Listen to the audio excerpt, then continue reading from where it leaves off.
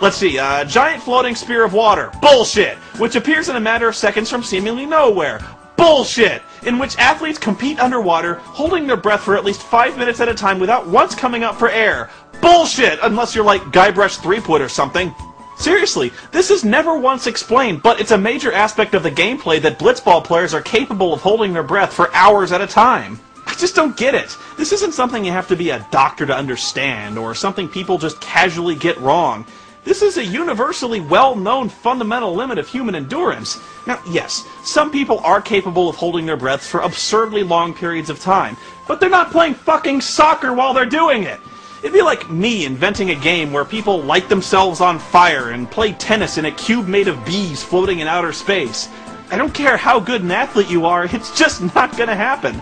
Now, I'll have to come back to blitzball periodically because, I'm not kidding, most of Final Fantasy X revolves around the fucking game. But what really gets on my tits is just that it's physically impossible.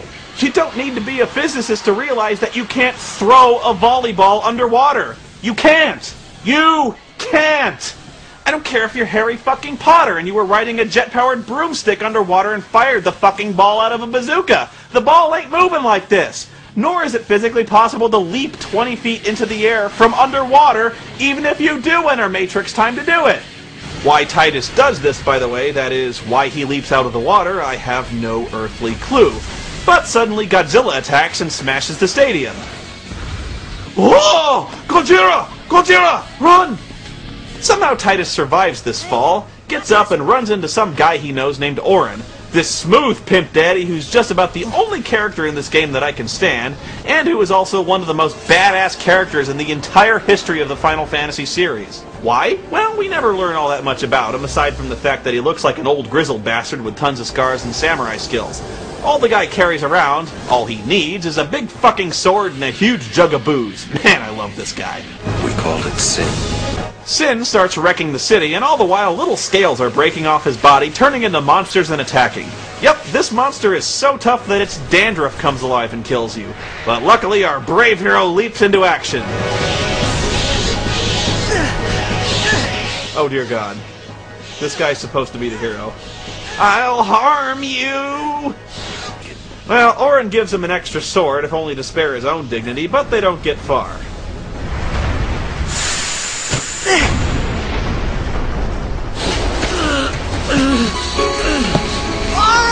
You can just tell that Auron is seriously considering letting this little twerp fall to his death.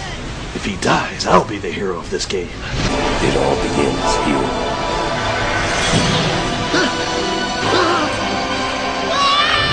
Oh my God, the face! I had made it out of the frying pan and into the freezer. He wakes up in some mysterious flooded ruins where he gets chased by a fish who sucks, but he gets away, only to run straight into another monster. Things look bad when suddenly... Step into a Slim Jim! Ooh, yeah! No, it's a group of jumpsuited weirdos led by Riku, another character who always manages to find fresh ways to annoy me every time I see her. Never mind that I have a healthy fear of teenage chicks with easy access to hand grenades, but she's also become a multiple award-winning gaming sex symbol. Seriously, I'm not making this up. Riku has nothing to do with the plot at all. The entire purpose of her character is blatant, disturbing fan service, and to be honest, it kinda creeps me out. I remind you, Riku is supposed to be 15 years old, and yet this game revels in every opportunity it can find to objectify her sexually. Don't even get me started on the sequel, which takes off even more of her clothes so you can see her thong. She's 15! And look at this one. This is from the instruction book, and it seems to imply that she's naked, or at least topless.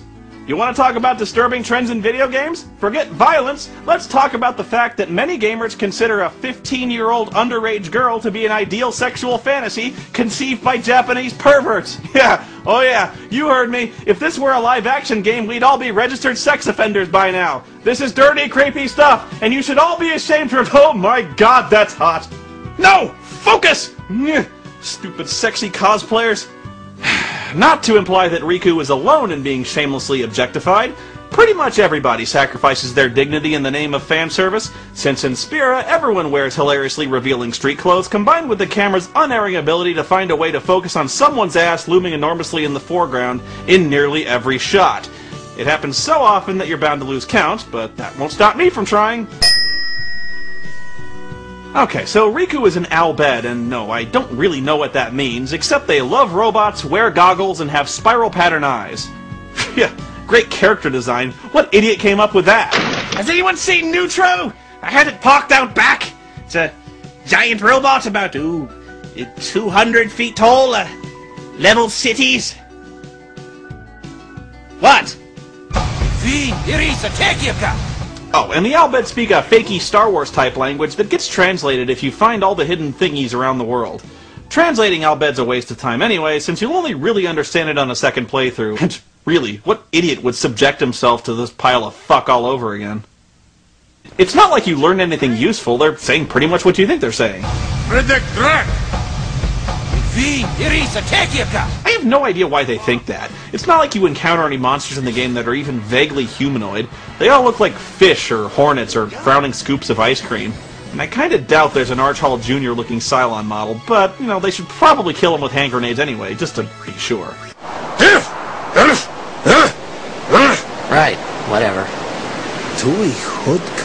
So Titus learns from Riku that he's been transported 1,000 years into the future, and everything he knows and loves from Xanarkand is long, long dead. Like his fashion sense. To prove he's not a Cylon, he helps Riku salvage the sunken ruins using his unique technical knowledge of the machines of the past. By banging on it. Yeah. These guys invented anti-gravity and robots. But then I'm trying to find reason in a game where you can steal hand grenades from fish.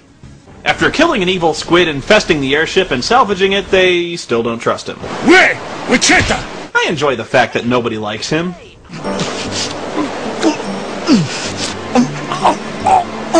That's our hero, folks. Too stupid to eat. Where are you from? Xanarkand. I'm a blitzball player. Star player of the Xanarkand Abes. Don't tell anyone you're from Xanarkand, Kay. Yevon says it's a holy place. You might upset someone. Oh, uh-huh. You know, amateur. Who you play for? The Xanarkand Abes. Sorry.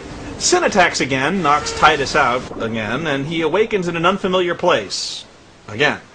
This time he's on an island where he finds a team of blitzball players called the Besaid Aurochs. What's an Auroch? I don't know! I'm far more distracted by the dipshit with the mother of all cowlicks. Dude, seriously? When you make Ed Grimley look dignified and subtle, you should probably just kill yourself, I must say. Good lord. Can you imagine the nautical tons of hair gel that go into making that thing? And waterproof, no less? He must dunk his head in a sink full of roofing sealant every day. This guy. Just get used to this guy, because he never shuts the fuck up. He's also got the dumbest weapon in the history of Final Fantasy, and for a series that's featured such ridiculous weapons as the Gunblade, a wrist-mounted dog launcher, and a 7-foot-tall Moogle robot driven by a cat robot that hits people with a megaphone, that's saying a lot. This guy is killing people with a fucking dodgeball. Yeah, you know, sometimes I let a little air out of it, so when it hits, it leaves a welt, yeah? I just can't get over this. His weapon of choice to battle the hordes of darkness is a volleyball. And you know what the sick thing is? The sickest part is that he's probably one of the best fighters in the entire game. He's one of the only people who can melee attack flying creatures, and once I found a magic blitzball that instantly turned most monsters to stone. Oh yeah, there are magic blitzballs, fabled weapons of legend, no doubt.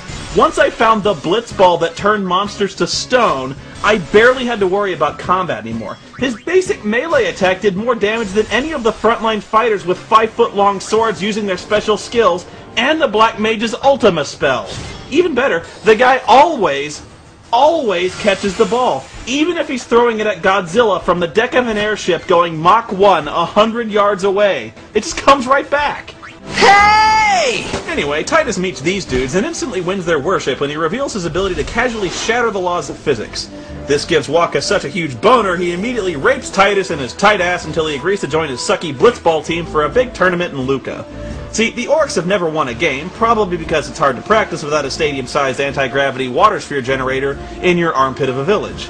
Waka takes him back to Besaid to take some hits off his blitz bomb, and along the way we meet some other guys. Who are they? Luzu and Gata, Crusaders. Huh? Crews of what? Do you see why I hate this guy? He's easily and measurably dumber than Waka!